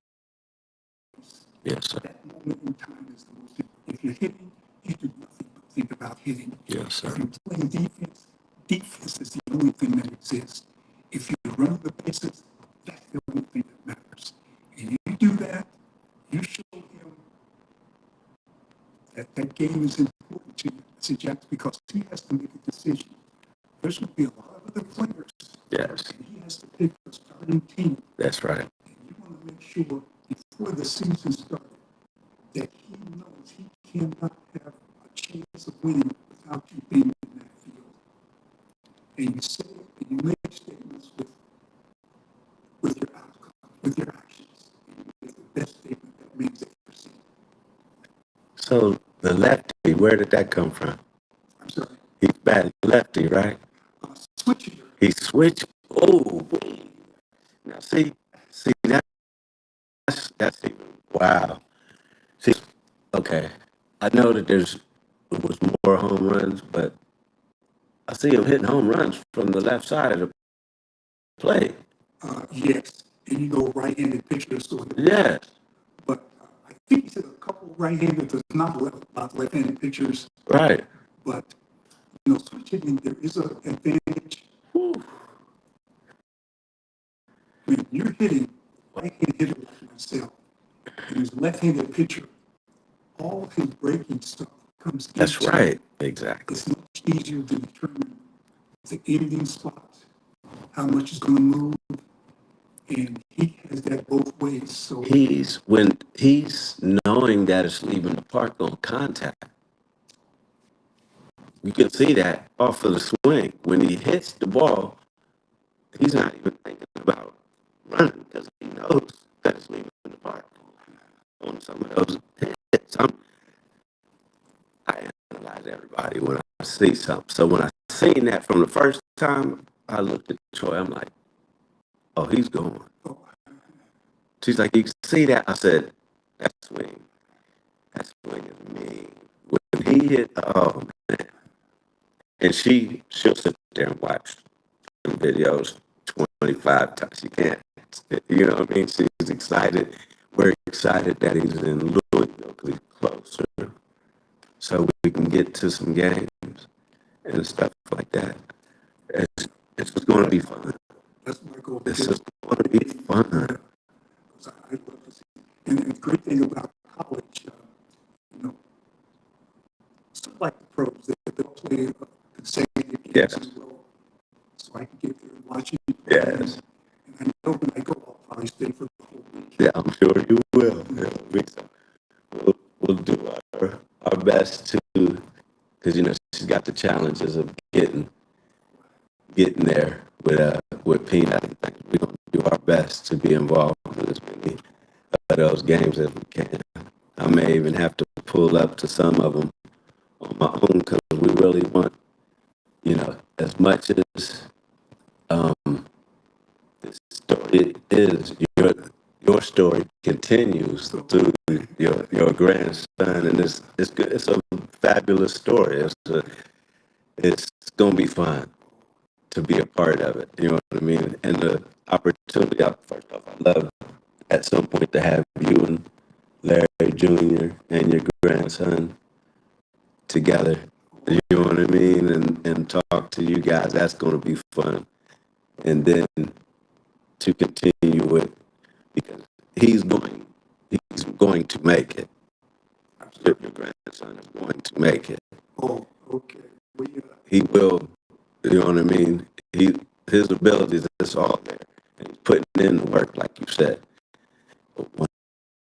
100%. So not only were you a fabulous baseball player, an even better person, a fabulous husband, that you've been in a marriage, one marriage, and you have a grandson that you've been hands-on with as well. Says a whole. Those are goals that most men would cherish to have. You know what I'm saying? And we all got the utmost respect for you. And again, thank you for allowing me to come into your home today and Roots and Routes podcast to be able to share your story. And God bless.